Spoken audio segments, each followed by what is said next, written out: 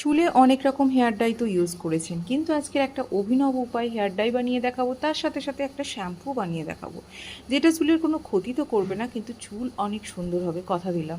কিন্তু একবার ইউজ করেই সেটা খুব একটা বুঝতে পারবেন না। যদি এটা কন্টিনিউ করতে থাকেন, কিছু দিনের মধ্যেই দেখবেন চুল খুব কুচকুচে কালো হয়েছে এবং চুলের অনেক সমস্যার সমাধান হয়েছে। তো সবার প্রথম দেখুন একটা লোহার কড়াই নিয়েছি, আর এই যে জং লেগে রয়েছে এই জংয়ের মধ্যেই করব। তার সাথে নেব একটু বেদানার খোসা আর একটু পেঁয়াজের খোসা।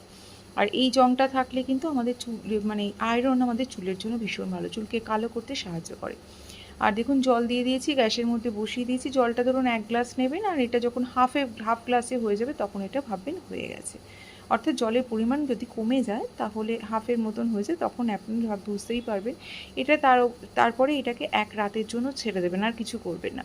1 রাতের পরে জলের কালারটা এতটাই চেঞ্জ হয়ে যাবে, নিজেরাই বুঝতে পারবেন যে এটা হাতে লাগলে হাত থেকেও কালারটা কিন্তু যাবে না।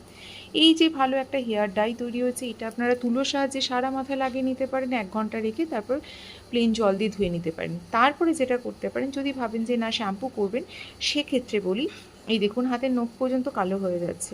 যদি শ্যাম্পু করতে পারেন, যে কোনো আপনাদের পছন্দ মতো শ্যাম্পু এর মধ্যে মিশিয়ে নেবেন। প্রথমে এই হেয়ার ডাইটা ভালো করে তুলোর সাহায্যে সারা মাথায় লেগে নেবেন।